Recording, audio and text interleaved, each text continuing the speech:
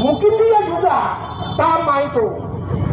Jadi kalau seandainya bumi Rancang Kuning, kalau seandainya bumi yang kita cintai ini, bumi Melayu yang berdaulat ini dipimpin oleh bapak yang terhormat, yang suka bergaya hidup hedon, membuat kepada anak-anaknya, istrinya, harga tas istrinya aja ratusan juta, sementara beliau berdua itu adalah PNS, ASN. Jadi kita tidak menaik, kita tidak menanya-nanya berapa gaji mereka, tapi PNS kita tahu. Kalau untuk membeli 2 tas harga 400 juta dan gaji PNS, mungkin beliau itu butuh berpuasa selama 5 tahun untuk membelikan tas.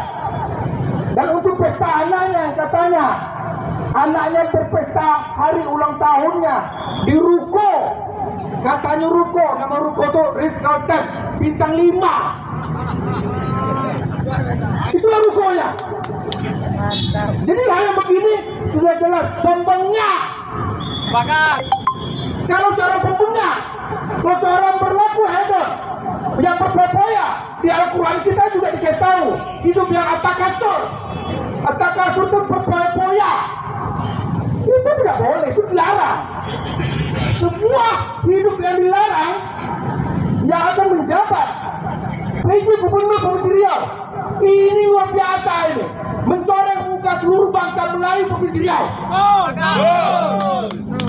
Kita tahu berapa APBD Provinsi Riau.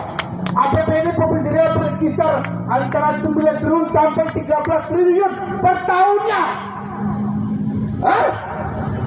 Kalau seorang Bapak Subianto yang suka hidup mewah, anak-anak cucunya, istrinya, mengelola uang sebesar itu, apa yang akan terjadi? Jadi kita hari ini, Lembaga Laskar Nomor 1 ini, bukan berarti kita menceritakan kejelekan orang, tidak.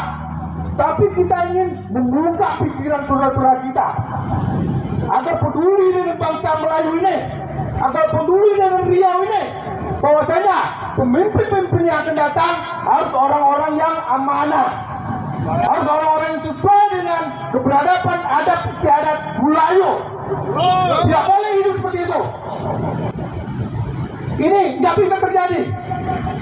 Orang-orang saudara-saudara kita di pelosok-pelosok sana, mereka makan susah, hidup miskin, sekolah payah.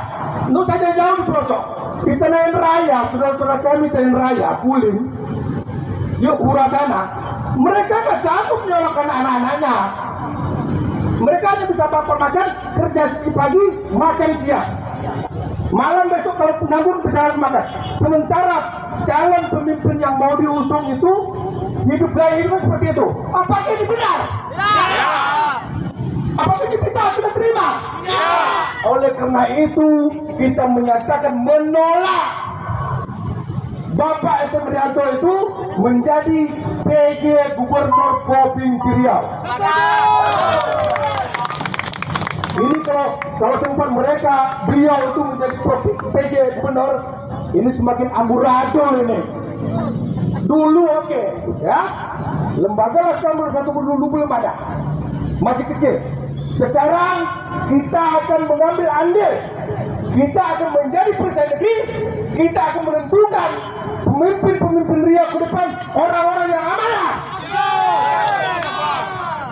Apapun yang terjadi, kita harus peduli. Kita punya fungsi kontrol. Kita organisasi daerah Melayu, kita menyatukan bangsa Melayu.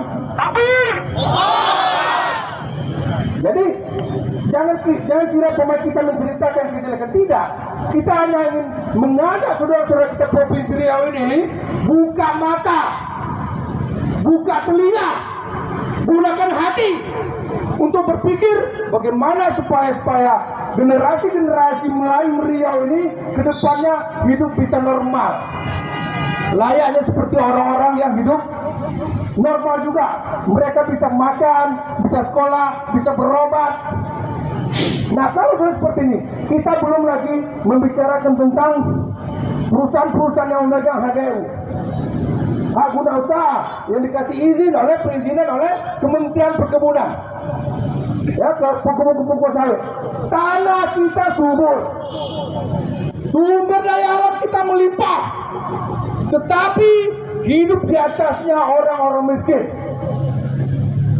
Nah, tambah hari ini lagi PJ Gubernur orang-orangnya hedon. Ini tidak sejalan dengan yang kita inginkan. Kita menginginkan orang-orang yang hidup di atas tanah yang subur ini, orang-orang saudara-saudara kita yang hidup di bumi Lancang Kuning yang kaya raya sumber alamnya ini, kita bisa hidup normal. Kita nggak minta kaya seperti Supriyanto. Kita nggak